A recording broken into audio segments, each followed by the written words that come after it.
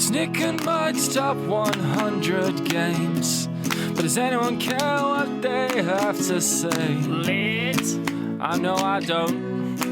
Cause they may dab, they might scream, they may say some things that are plain wrong. Dab on it, dab on it. But they are dumb bing bongs. My teacher's better. What's up, Dice Tower? My name is Mike Murphy. I'm Nick Murphy. We are the Brothers Murph, and we are continuing down this path of the greatest games of all time, Nick. Yeah. The Hall of Famers. According to us, at least. The old timers. The never can be beat. Better than a stick. What? I don't know. I mean, that's like a famous toy. Oh, okay. I don't know. Sticks. It's in the Hall of Fame, you know? It's in the Hall of Fame. That's where I was going. The toy Hall of Fame. And we're counting down our top 100 games of all time. That's true. To these two folks, what games we like. So keep that in mind. These are totally subjective lists.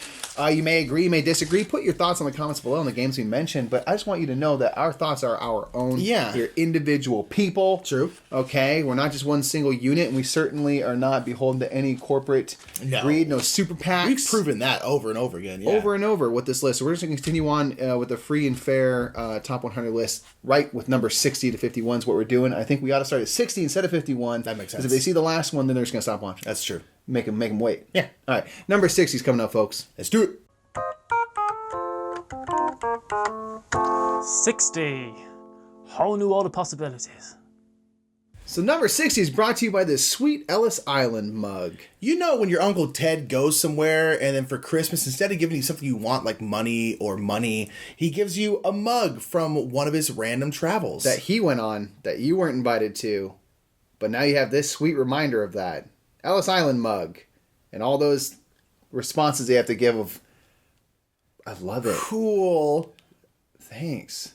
So my number 60 is a game that I quite like the gimmick of. Okay. It is sort of a very fun tactile experience. Okay. By the name of Potion Explosion. Oh, really? Yeah. I love this game. We played it first at a convention. This would be top 30 for you. Really? Yeah. Maybe it ought to be higher. I don't know.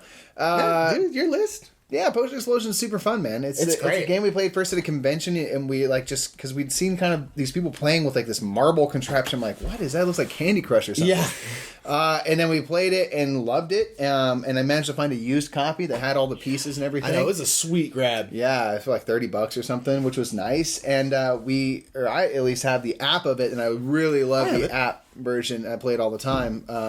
And so Potion Explosion is just like one of my go-to little games. Yeah, Potion Explosion. Just make all sorts of explosions happen, and I love the fact that you can combo multiple potions. You're making these potions in it.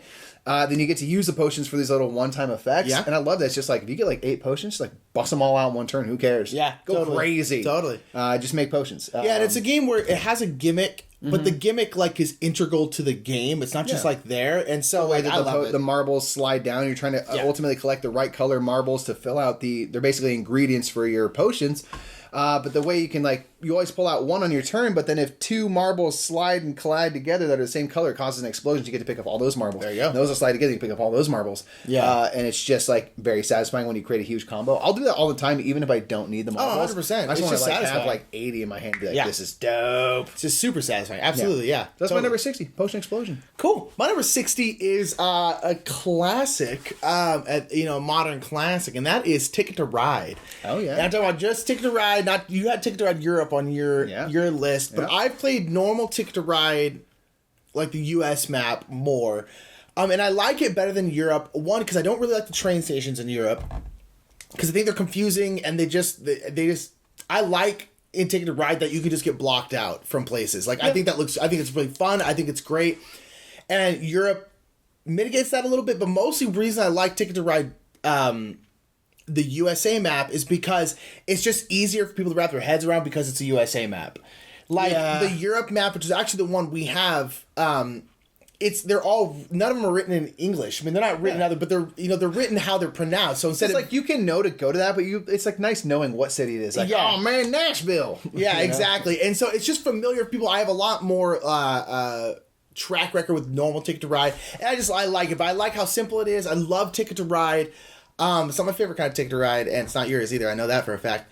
But yeah, I do love it, love it, love it. Ticket to Ride is so darn good. It's one of the most popular games out there for a reason. It's just so simple, so accessible.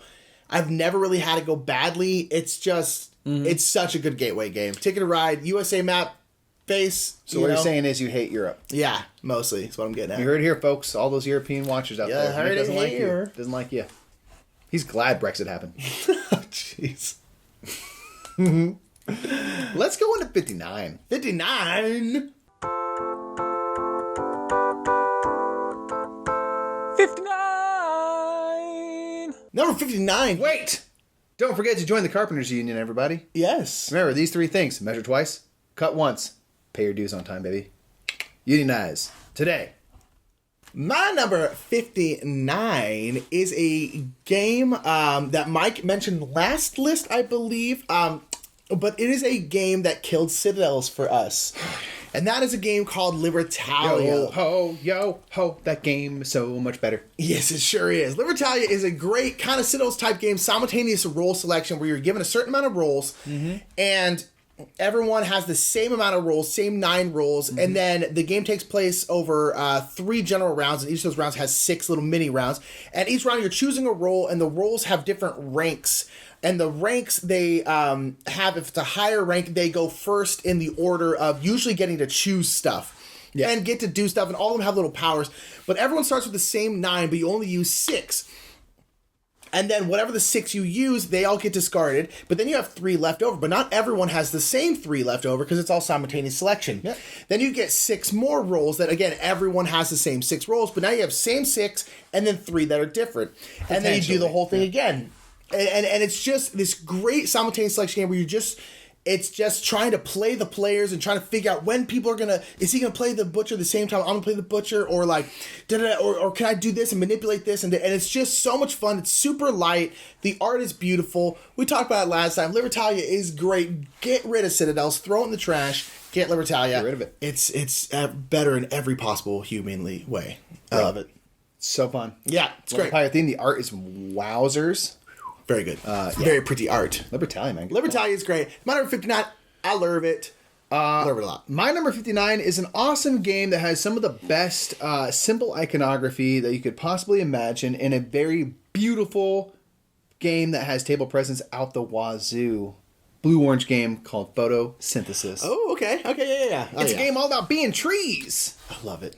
It's amazing. I love weird themes. You get to be a tree. You get to be a tree. Or several trees. You're kind of trying to take over a forest. You're a tree family, yeah. And you're trying to ultimately collect light. Yeah. To be able to score points and stuff. So you want to be able to spread your seeds far and wide and grow trees that are bigger than the other ones so they happen to absorb light, block other people out. It's this area control type of game that is really super cool because it uses this sun mechanism. There's this, basically the sun is traveling around the board and it's pointing in different directions. And so if your tree is the first thing in line, it's catching the light. And if you are a little tree, just a little tree, you're going to cast a little bit of a shadow. Yep. And if there's something that's in that little bit of a shadow, it's not going to get light. It's not going to get light points. If you're a bigger tree, you cast a bigger shadow. If you're a small tree, but there's a bigger tree behind it, it's still catching some light, so you still get points. So there's all these like super cool, easy ways to try to like get light to ultimately use that light, that energy to build more trees and to ultimately score points, hopefully in the middle of the forest where the soil is more rich. Yeah.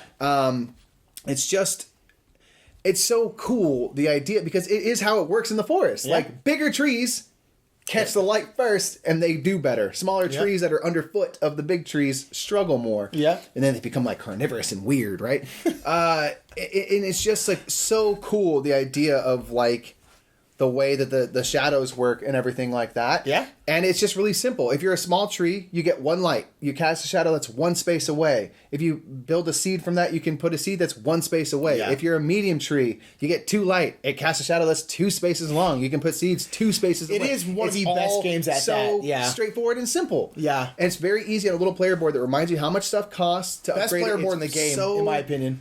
Easy to understand. And then like it's just cool. Like the light is pointing this way and you just look down this line. It's just really rad.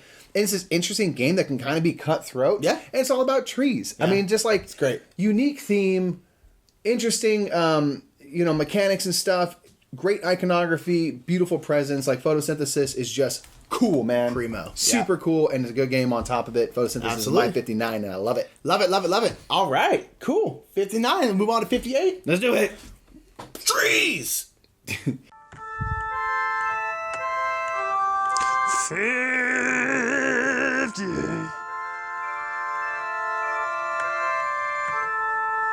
58. Mike, tell us your 58. I am so anxious to know. So my 58 is kind of piggybacking a little bit off of my 59 photosynthesis. It's about nature and science. This is a game that has some of the best art I've ever seen. And it's all about being adaptable, baby. You gotta stay alive. You want to eat. You need to have traits in order to do that. It's evolution. Oh yeah. Specifically evolution climate. Yes. Which is just, to me, it's just what evolution is. Yeah. From now on. Evolution is such a cool game that you're basically creating species. And you start off as a species with no real trait. You can kind of eat a little bit. You don't have a big population. Yeah. But then from there, you can start customizing what kind of creature you're creating. You can give it horns if you want to be like, hey, if you're going to eat one of my members, it's going to hurt you. Yeah. I'm going to stab you. You. You can become a climber, so then you can't be eaten at all unless you have a predator that can also climb. Yeah. You can do things that help species to your right and your left. You can discard cards to increase your population. You can increase your body size, which makes it harder for you to be eaten or makes it easier for you to eat stuff if you are a predator. It's just such an interesting, cool game to try to figure out like these species that are going to be the best able to survive. And you get points by eating a bunch. You get tiles. There's all these eating rounds where you're just eating from the kind of watering hole in the center. And at the end of the game, the person who ate the most is the winner. Yeah. I mean, that's reality. It's like what can eat is what survives. Yeah. In photosynthesis, what gets the light, that's what they eat. They survive. Mm-hmm. If you're an animal, if you can eat, you survive. Yeah. And it's just so fun, so interesting, so scientifically based. And the art is just like this watercolor, just gorgeous orgy of color, man. And it's just... I wish we lived in a world that looked like that. Oh, I know, right? Where bison and stuff were just like multi-technicolor. I know they are. Like they're so pretty. Like everything is like makes no sense in terms of the actual color in the game. But it also like it totally works. Because I'm like, okay, say it's an alternate world where it is just more colorful and stuff, but it like still makes me. I still believe it all. Like after playing, I'm like, yeah, this is like seems like a very realistic game that's just like eye candy, man. Yeah, and, like, yeah. No, and it's just another game that's really simple. It's like if you want to increase your population, discard a card. You want to increase your body size, discard a card. You want to create a new species, discard a card. You want to give a trait, put that card on that species. Like it's very simple. I would say it's not quite Gateway, but it's like a hair above. I mean, it really is pretty darn simple. Yeah, and it's just beautiful. The climate addition to the game, which now I think if you just buy it, it's pretty much climate. No, right? I think you can still buy normal. Okay. Yeah. Either way, it's nice because it adds just kind of nature elements. Like sometimes you can make it get warmer, which maybe it's cool because now more food grows. Yeah. But also if it gets too hot, like forest fires break out. You know what I mean? Or if it gets too cold, it makes it harder to survive. Yeah. So it's just like a nice element that may or may not be a big part of the game. But it doesn't like add complexity necessarily. It's super necessary. Anyway, on and on I go. We just replayed it recently, which is why I'm like so fired up. But like Evolution is just... It's great. It's great. It's great. Anyway. Enough of that. My number 58. 58. My number 58 is it's a roll and write, although you're not rolling anything in it, but it's become one of my favorite roll and writes, and that is a game called Welcome 2. Ooh. Welcome 2 is a game we play all the time. We play it on stream. Yeah. We play it. It's such a great game because it's one of those roll and writes where literally an infinite amount of people can play at the same time, because as long as you have one of those sheets, everyone is drawing off the same card. So essentially, you're building out a suburb. And the suburb, you need to put addresses on these different streets. You have 3 different streets. People like numbered houses. And you're putting addresses. You have to put them in ascending order. So 1, 2, 5, 6, 9, 12, 15, like that. And you're just trying to fill out a suburb. And each turn, there's 3 cards that are put out. Those 3 cards have a number between 1 and 15. And then they have an ability attached to them. And the different abilities may be putting a pool behind your house, or building a park on that street, or all these different things that give you different points and allow you to manipulate your neighborhood in different ways. But it's so fun, and it's excruciating, especially later in the game where you start needing really specific numbers, because you have 3 numbers, 3 abilities, and then once everyone chooses one of those pairs, Once everyone's done, then we take the numbers, flip them over. On the back side is the abilities, and then boom, and now we have 3 more numbers with abilities. Yeah. And then we just keep going, and you keep going until the game ends. It's to the point where you're just hoping for that one number. Oh my, you need a 6 park so badly. Yeah. And it's just, it gets really, really tough, and it's just so much fun. I really am digging the kind of roll and write genre as a whole. Yeah. And this one is way up there. I love Welcome to. We played a ton. And we played on stream. It's super fun. I just love it. I love it. Yeah. Welcome to is a great, great game. And that is my number 58. Good call. Yeah. Nice. Let's do 57 now. 57. Yeah. What's that? We're so weird. 57. Teenage Mutant Ninja Turtles. Teenage Mutant Ninja Turtles. It was great in the 80s, great in the 90s, the cartoon. What's those? The old movies. A little bit dicey there during the Michael Bay days. But then the Nickelodeon shows, great, I hear. Teenage Mutant Ninja Turtles, man. TMNT. They never die. They never die. Put in the comments below your favorite turtle, all right? I know definitely when I was young, we all just chose because of the color we liked. Yeah. So I was like, I'm Leonardo all the way. Now I'm like, dude, I'm Michelangelo all the way. I'm still Donatello. You're still Donatello. Been Donatello since a kid. Love You're Donatello. funny and smart. Yeah. All right. But Love put in your favorite turtle down below. Which one do you identify with? Which is your spirit turtle? Put it down there. Pow. What? 57, dude? Let's go on to 57. What do you got? 57. My 57 is a game that I would have put money. This would have been higher on your list, but it wasn't. And this is a game called Raptor. Oh. Raptor is my number 57. I really like Raptor a lot. Raptor is one of those games that, like, I'm finally starting to get over this, but I feel like we all have this, where it's like a game where you're like, I don't feel like I like that game very much. And then every time you play it, you're like, man, I love this game. But then like a week goes by and you're like, I don't really like that game. I don't think I like that game. And it's just like one of those things where, and like, I've finally been like, no, I really like this game. But for some reason, I think it's because like, I always think that like I'm not good, or that I always think that I don't like abstract strategy games, and that's ultimately what Raptor is. Yeah. And I always think that I don't like them, and then I play them. I'm like, oh no, I like abstract strategy games. But for some reason in my head, I'm always like, no, I don't like abstract strategy games. Yeah. Because I don't like chess. You know, Yeah. and it's like that's kind of like the original ultimate abstract strategy game. But I do love Raptor, and Raptor is a game where it's a 2-player only game, very asymmetric game, where one player is playing the raptors, a mama raptor and her 5 babies, and they're trying to escape. And the other side is playing the scientists who are trying to capture the baby raptors for science stuff. And so the two sides play super differently, and you're essentially, the scientists are trying to capture 3 baby raptors, and the mama is trying to get 3 baby raptors to escape. So, and you just do that in totally different ways. It's simultaneous card selection. And we talked about it in a couple lists ago, but it's just such a good game. It's Bruno Catala, Bruno Catutu, you know, our jam, our boy. I know, I love, Bruno Catala is the greatest. But so, I do love Raptor, and it's such an interesting, stressful game, because especially like as we said last time, we've only ever played one side. Like I've only ever played the Raptors, he's only ever played the scientists. And I get legitimately angry during this game because I get like, don't come after my babies. I get like, when I lose this game, I get salty. And not just like because I lost, because I feel bad that like I let my babies get captured. It's rough. It's a rough game, but I love it. It's so good. And it goes to show again, kind of like, well, we'll be on this soapbox forever, but like, abstract strategy games should look good. Raptor looks dope. It's got little minis. Cool. It's on a cool board. It's kind of 3D like. It's awesome. I love it. Keep doing that. Bow. Nice, dude. My number 57 is a game we recently played. It was kind of on our shelf of, not shelf of shame, but like, shelf of opportunity. Hey, man, like, there's all these games you love that you haven't played in quite some time. Like, you haven't played all year, probably. You need to fix that. We're all about that hotness, Mike. That's what we're about. We're all about it's hard not to get wrapped up in it, man. Yeah, it's tough. It's really hard. hard. Convention, you get a game hall, and you're like, I'm just playing these from now on. The other games are like, dude, like 2 months ago, you were all about it. Yeah. So my number 57 is Small World. Oh, okay. It's a great area control game that is just so fun. Just played this, yeah. We just played. Yeah, I'm all high upon it again. Love Small World. You play things you remember, it's like, oh yeah, that's why we own this. I like this game. I forgot. Right.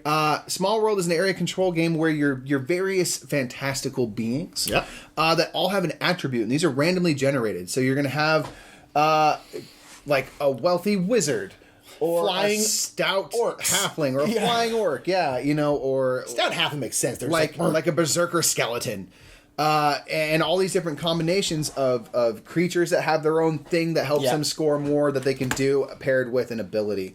And it's just all about like trying to get these combos, these races and using them to cover as much of the board as you can to score points. You score points for every space that you control. Yeah. And then oftentimes you get bonuses like farmers or humans want to be on farmland and they get bonus points for farmland, right?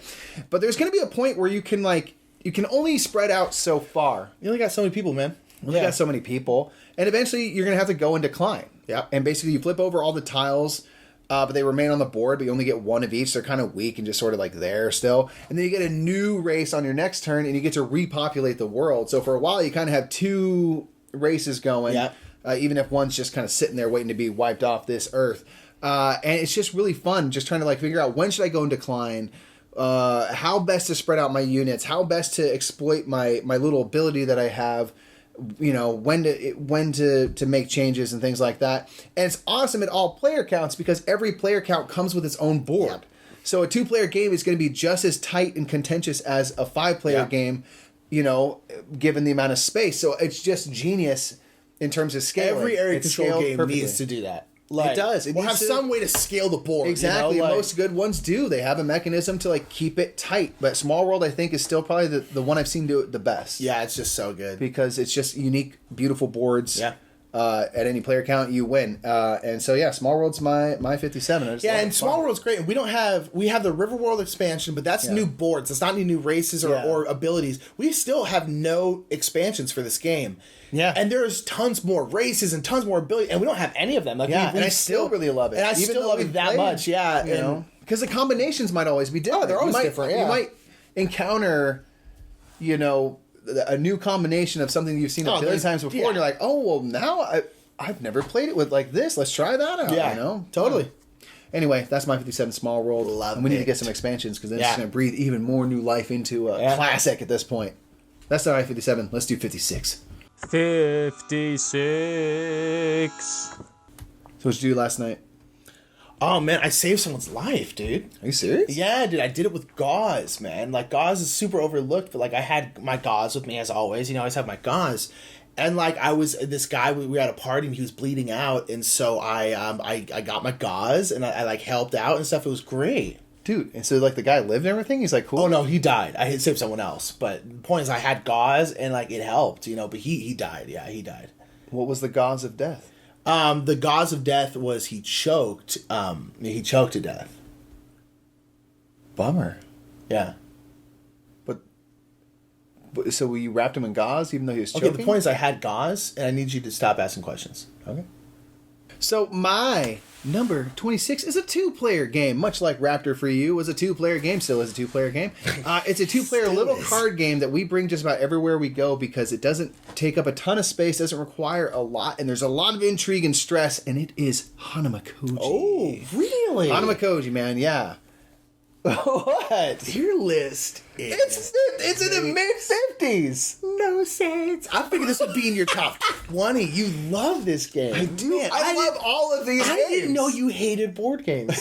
That is... I hate card games. I love board games. God, wow, that's I just figured to be higher. That's cool. Go give it. I mean, it's about as mid as you can get, man. Anyway, yeah, you know, Hanamakoji is a great 2-player game where you are trying to enlist the services of various geisha. You want them to come to your restaurants. You want them to be entertainers, play music, read poetry, things like that. Yeah, stuff like that. Make tea. Just some random geisha playing that for 4 hours. She's just like in jeans, jean jacket, jean shirt, and jeans. Like, never gonna give you up. They're just like, they're like, is this the level 2 geisha? Can we get the level 4? She's not that great. She's not that great. Yeah, so you're trying to get the right geisha. You want to get powerful geisha. Or a bunch of them. You want quality or quantity. Exactly. That's the best part. And it's really cool. So you have basically 4 actions in a round. Every round you're going to draw a card. Yeah. And then you're going to do one of your 4 actions. One is you can pocket a card that's a secret thing. You can just burn 2 cards, discard them. You can do an I split, you choose situation with 2 pairs of cards. So you split them how you want them, but your opponent gets the first set. So hopefully you give them stuff that's not important to you, and you get to keep what's important to you. And there's one where you present 3 cards, they get 1, you get the other 2. And so at the end of the round, you look at the 7 different geisha, and if you have more cards of that color and number, you slide the influence over to your side and back and forth. And the first person to either 4 or 11 points worth of geisha, having the more valuable ones, wins the game. So it's a really tight just heavy strategy. It rips you up on the inside. It's excruciating in a game that plays like 1 or 2 rounds at the max usually. Maybe you played like a 3 or 4 round. I've gone 4 rounds once, and it was one of the worst experiences of my life. Because it gets every round. Because if no one wins, you play again. Yeah. But like the influence stays where it is. So then you try to protect what you have, or you try to steal what they have. And it's like, and so like each time you go after the first round, the stress just elevates so much. It's the worst. It's tough, but it's also great. But it's great. This game is gonna be one that we play a lot. This might be higher on my list because I've been playing it more recently lately.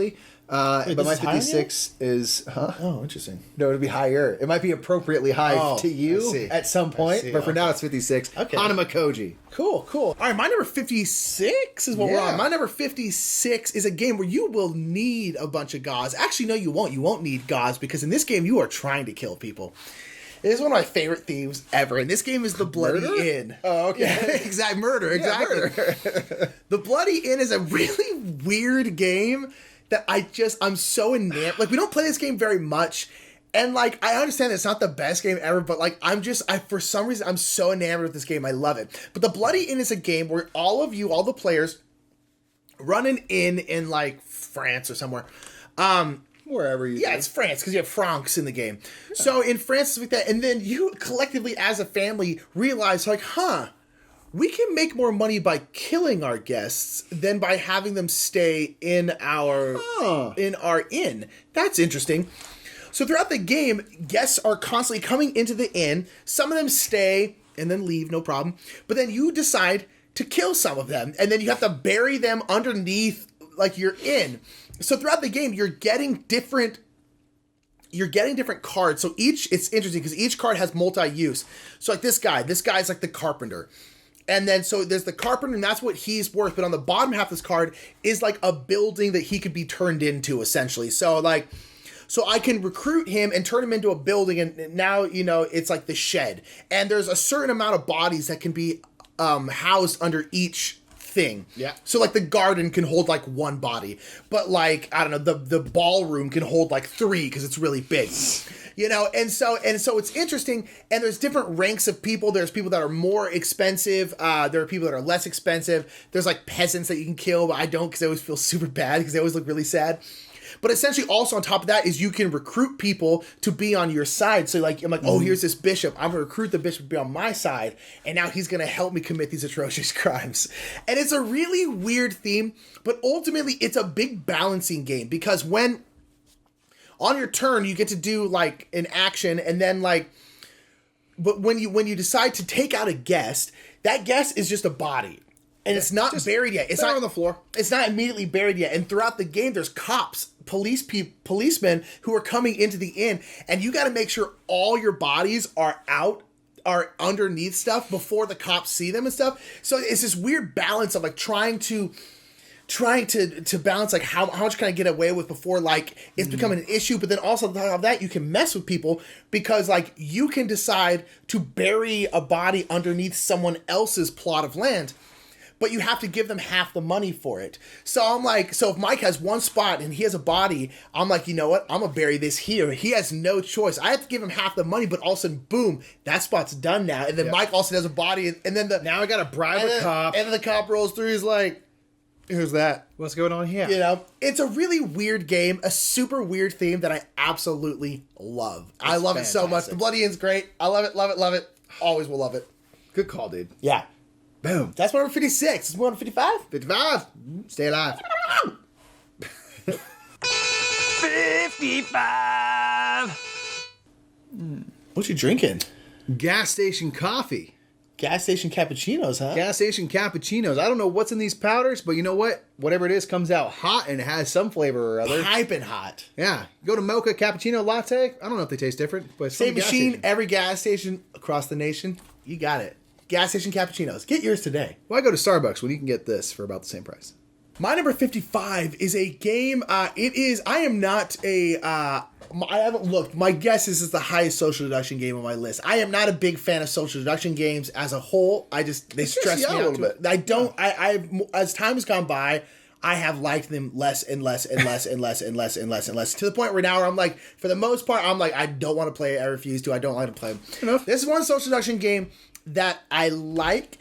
And it's because I like when you're the trader, you have information to go off of. And this is a game called Werewords or Insider. They're ultimately the same game. Werewords is a game where it's 20 questions with a trader.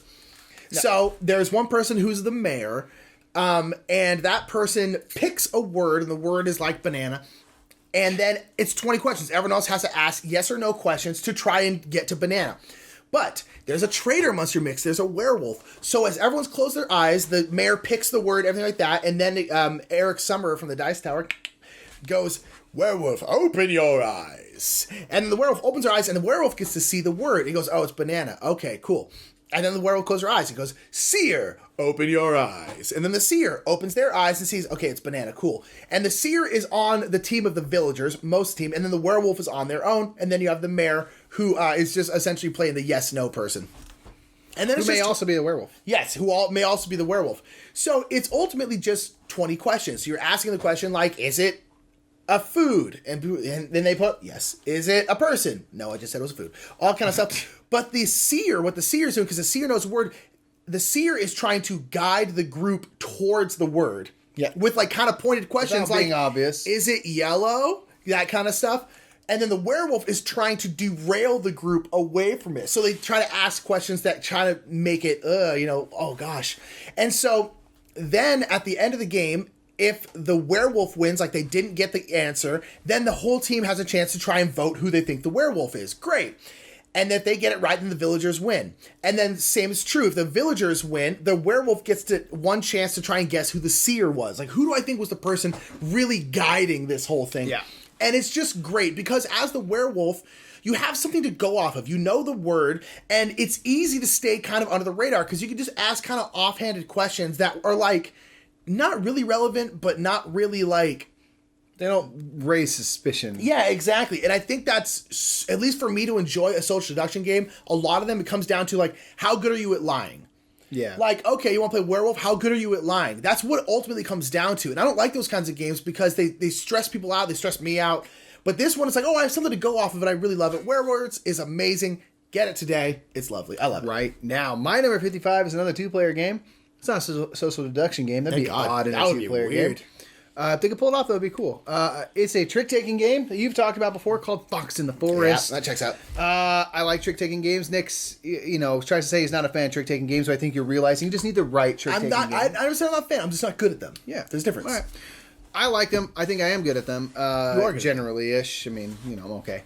I like trick-taking games a lot. Fox in the Forest is cool because it is built for 2 players, and that's really interesting. That's different. A lot of them are kind of really best at 4 players.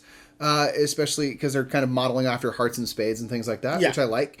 I like the fact that in this you get 3 suits, and you have a couple little powers and stuff where all the odd numbered cards have a little power in addition to just being whatever number they are. Yeah. And you're just trying to win the hands and stuff. But I love the fact that like you want to win most, but not all. Yeah. And so there's this whole thing of like I love trying to go. If you go 0 to 3, you're humble and you get 6 points. And so the it's opposite like shoot the moon. Yeah, it's the opposite shoot the moon and stuff. So it's fun to play where it's like I'm gonna try to force this person to win all the hands, and like meanwhile Nick over here is getting excited because he's trying to win a bunch of hands because he has pretty good cards, and then he realized at one point like, oh, I need to stop right now. Yeah, I need to stop winning. Yeah, and then I'm just like, well, I've hopefully set myself up, or you then try to like revert your tactics to be like, I want to make sure this guy gets just 4, because if he gets 4 wins, he gets like nothing. He gets like 1 point. Who cares? And I get all the points, So it's just this fun idea of like you want to either crush but not too bad, or you want to be real low profile. The worst thing possible is just be kind of in the middle. Yeah, pretty much. And it's just awesome, cool little art and stuff. It's compact. It's just a nice little deck of cards essentially, and a couple of scoring tokens. You can use your phone or whatever if you want to keep track of score that way. So it's very small. It travels well, and it's great for 2-player trick-taking game. Fox in the Forest is my number 55. That's great. Alrighty, cool. Number 55. We want number 54. Let's get at it.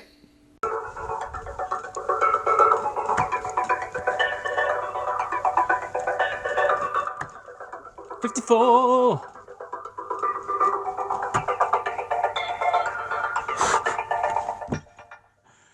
Oh gosh. All right, so number 54. I'm right in a two-player power block right now. Okay. It's all two-player games.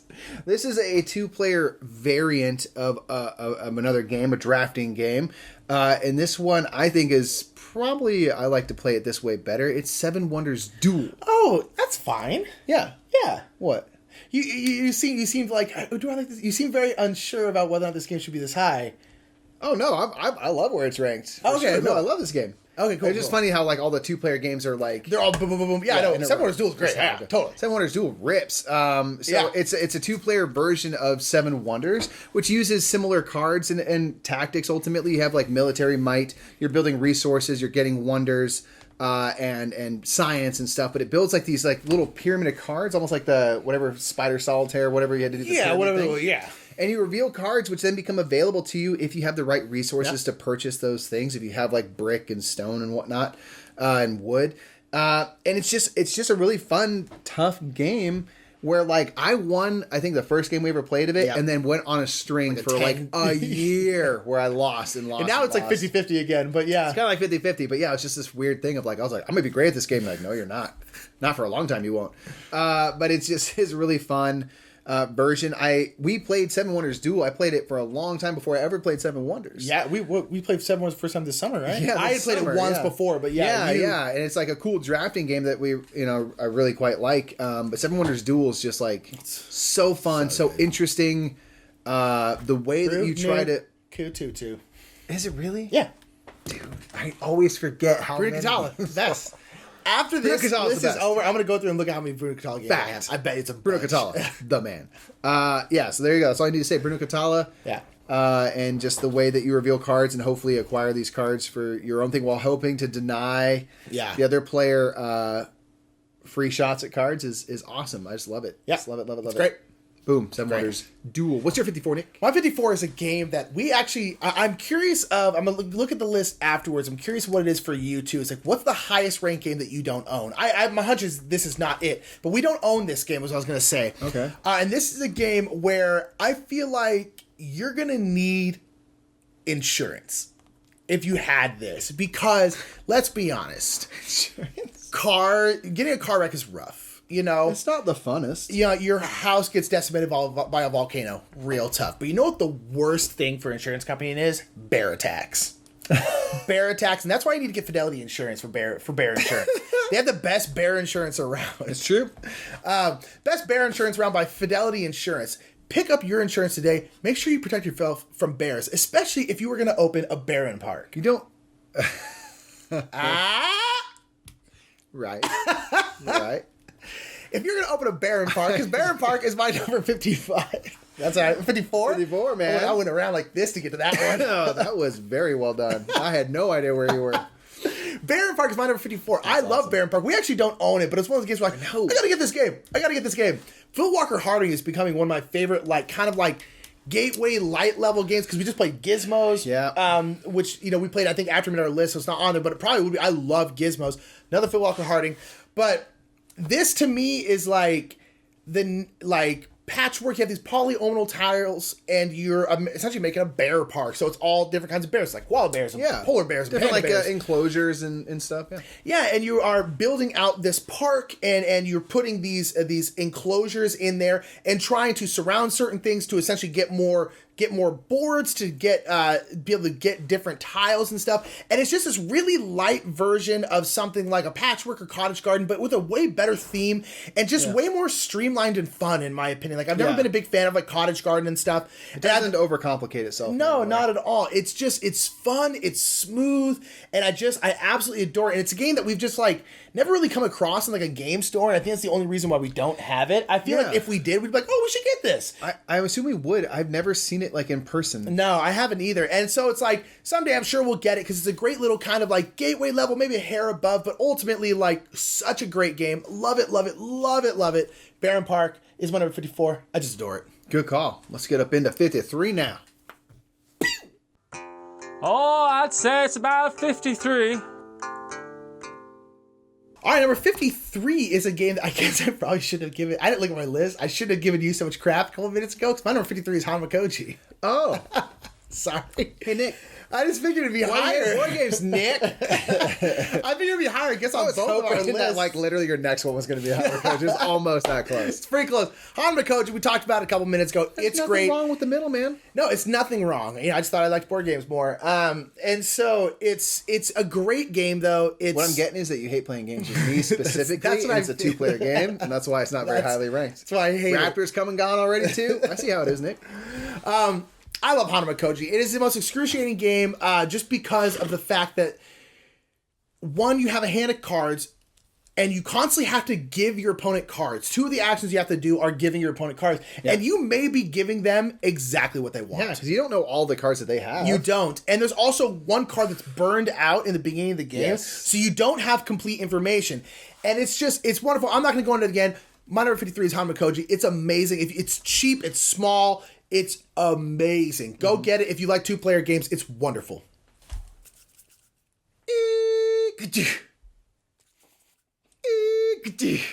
My number 53 is Flatline. I was like, what? I thought you was like, I was like, am I drop This is dead in the water, man. We can't recover. I was like, man, I'm sorry that my went so poorly.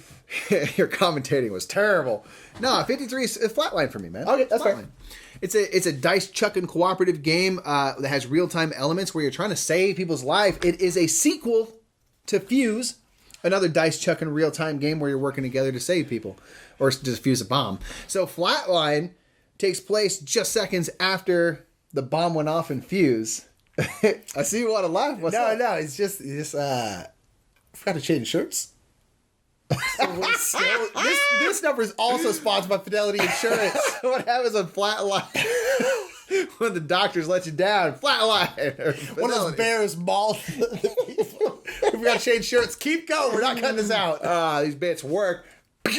Okay, so Fuse is a game we're trying to defuse bombs. In 10 minutes, you got to roll dice to get the right allocation of things to defuse bombs. Flatline just assumes, rightly, that you failed and the bomb went off. The bomb blew up and it blew up your whole space station. And now you got a bunch of people come to the med hut. And now you're trying to roll dice to basically cure patients. And so it's really fun because it has like the chaos that Fuse has, but it's broken down into 1-minute chunks. Yes. So it's like we can talk, prepare, roll dice, try to allocate talking. No, put it over here because we can complete this one strip because there's all these different strips on a person that have to be dealt with kind of one at a time. Yeah.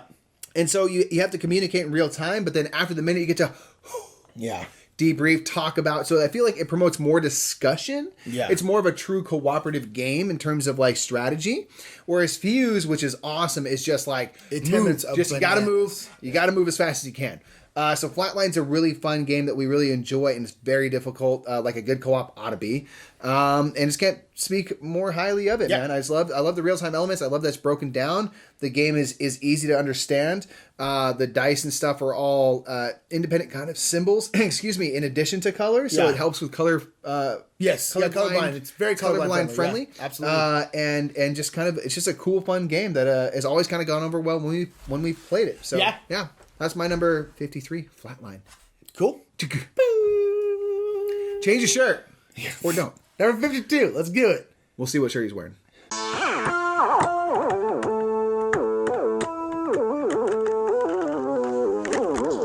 52. Oh man, congrats to Bill Clinton for getting elected president. Dude, the 90s are great, man. Gosh. Hey man, I just got this new game called Pogs. You want to try it? What? Do you have time to take a break from watching Fresh Prince of Bel-Air and Home Improvement though? Oh, dude, but I'm about to watch Rugrats though. But I can probably What stop. about X-Men, man? Right? Okay, but I can probably stop them. Let me take out my moon boots and get rid of my yo-yo real quick. Okay. Okay, I'm done. All right, man. So check it out. I got the Ultra Poison Slammer. Are you ready? I'm going to do my Ultra Poison Slammer drop. Do it. Ready? Yeah!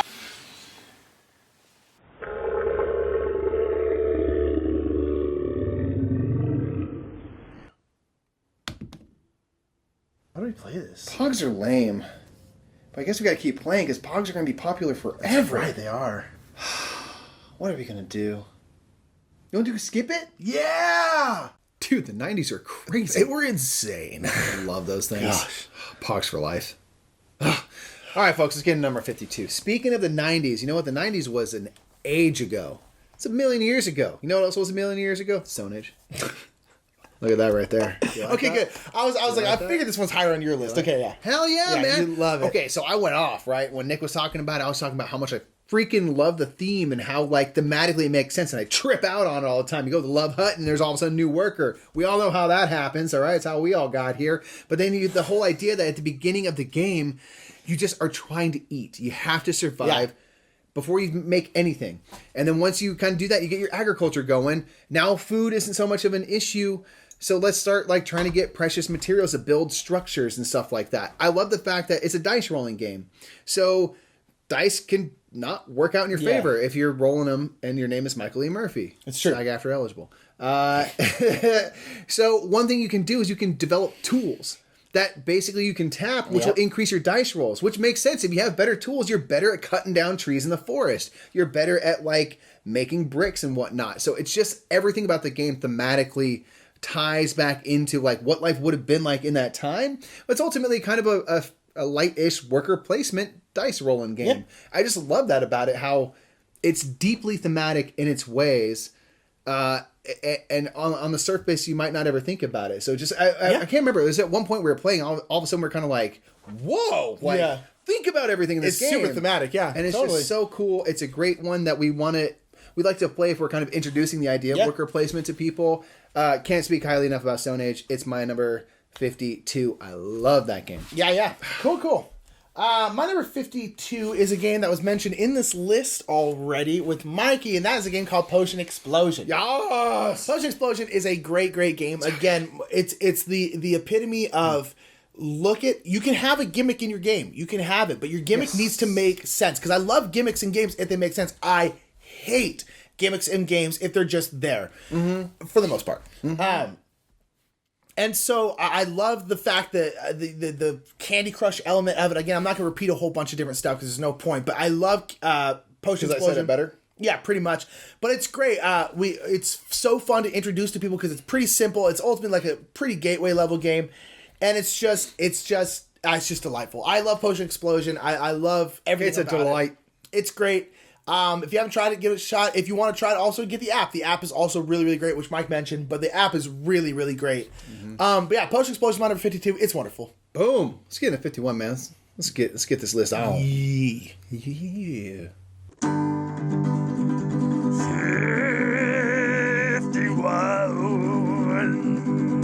All right, so this is the last one of this list, and we want to give a little bit of information, kind of like, let you into our lives a little bit. Yeah. And people a lot of times ask, like, oh, you guys are brothers, like, how far are you apart? And it seems like we're pretty close together, but we're actually 40 years apart. People don't realize that. I'm 28. Yeah. He's actually 68. Right. And he looks great. Like, you got great skin. Starting to show a little bit. Yeah, a little bit of gray, but that's not bad. You look distinguished and stuff. So you look great for 68, man. How are you doing it? Like, well, I use the U theory method. Oh. All right. But basically, I think it's mostly just wearing this hat that says U theory, and it says age beautifully. And I think it's a reminder for my brain to make sure that it aged beautifully. Do you think it like blocks the sun, and that's why this spot is so good? It's a UV ray type situation, and I think it's just like good energy going into the brain. It's a good chi, and there's like maybe the tiny little massagers and follicles and things like that. It just reminds you that above all else, Nick, it's important that you age beautifully. That's right. Because if you don't do that, what do you have? What worth? What a family and like ideals and things. Just age beautifully like me. Be an empty, vapid 68-year-old. I love it. My number 51, Old Beautiful Mike, is a game that we actually just this week, upon filming this, just finished the campaign for, and that is Near and Far. Righteous. Now, this is kind of an interesting entry, because this is 51, so this is like the last one before the top 50. Yeah. This is like right there. And it's interesting, because my guess is, because we talked about this right, we finished the campaign, we played the entire campaign on stream, it was awesome, we had a blast. Super fun, super great game, kind of a sequel to Above and Below. But it's interesting to me because we kind of talked afterwards. And we're like, do we ever think we're going to play this game again? And we were both kind of like, I don't think so. Just because we played through the campaign, it was a great experience. We had so much fun. But we're both kind of like, I don't know if we're ever going to play it again. Like, we think we're kind of done with the game. So it's probably going to, like, after this year, move down / go off my list, which is interesting. But nonetheless, it's a great game, and you can keep playing it. We're both just kind of like, I think we've kind of done what we wanted to do, Yeah, I mean, at this point, we got like maybe 15 plays. Yeah, which is great. Ultimately, you're like, well, that's a good life for a game. But yeah, it's a great game. It takes the story element of Above and Below and makes it like a cohesive story. And there's a bunch of each game is a different map. You have a whole book of maps, so it's very, very cool. And the stories make sense to where you are. You see on the little map. Little temple, so you're like, you go in there and you're like, you approach this big stone temple, and this one guy's like, hey, and then and it's just like, what's up? You guys want some peanuts? And so it's really, really great, and it's a wonderful, wonderful game, and I really like it a lot. Yeah. And going through the campaign was one of the better gaming experiences we've ever had. It was awesome. so much fun. It was an absolute really blast. It's really fun. We played it cooperative using the Amber Mines expansion, so we really played like all of it. Yes, we did all the things. And it was really cool. That's good, man. Yeah, 51 is near and far. Nice. My number 51 is like the ultimate gateway game, the definitive gateway game, the classic. They've made 1,001 versions of it, 1,001 expansions for it. It's totally language independent and awesome. It is Carcassonne. It's Carcassonne. It's hard to beat. Just OG? OG. Okay. I still like it better than anything. I do too. Love Amazonas and stuff, but we have Amazonas, love it, but I like OG better. Yeah. Don't need anything. I do personally like to play with like the river. Yeah. And outside of that, I'm good. I'm good. Just because it's so easy. Yeah. It's so easy and light. And it's just, a tile placing game. You flip over, there'll be several stacks on the table. You just flip one tile over, and it may have a road on it, might have a piece of a city, it might have an abbey, it'll have farmland certainly, and you just have to place it somewhere in the ever-growing board that makes sense. Yeah. So road just can't like pop out of nowhere in the middle of a field. A city can't just have an abbey in the middle of it. It doesn't make sense, right? So you just have to make the landscape make sense, and that's all it is. And you can put meeples down to claim roads, claim cities, that you'll then score points if you complete that road and cap it off on both ends, or you complete a city so it has a border all around it. It's just like simple little things you can do to score points. You can do it while you chat. Anyone can play it at any time, and it's just light and breezy and beautiful, and like I just love it. Like it goes down so smooth and easy. I mean, that's why that game is so popular, why it's had so much success. It deserves it because it's the access is like 100%. Yes. Kids can play it, old folks can play it, people have never played a board game, people have played all the board games, everyone can play it. And I just love it for that reason. So Carcassonne, my number 51. It's great. It's a great choice. Tile laying simplicity, man. All Hard right. to beat. That is going to be it, people. That is the end of the top half. Well, I guess the bottom half. Next. I know, right? Dang! So that is 100 through 51, and now next list are in the top 50. This is the games getting. I know. This is the games getting good. This is when the games get real good. So please join us for our 50 Shouldn't smile too much because it. Oh yeah, crow's feet. Exactly. Boom. You don't want that. You don't want to look at you smile throughout your life. Don't smile, but age beautifully. Thank you all so much for being here. Make sure to check out our YouTube channel and our Twitch channel, just the Brothers Murph, wherever you go. Search it right now and subscribe and follow, y'all. We really appreciate that. Indeed. It really does help us out a lot. We put out all sorts of stuff, top 10s, all the time. It's great. We love it. We have a really, really wonderful, strong community, and it's great. And we love you all. Thank you so much for being here, and we're halfway done. Let's keep it rolling. See you in the next one, folks. Peace. Morons. This whole list, the ravings of two idiots. I added the song 'cause I'm an idiot. Those John Deere tractors are just hideous.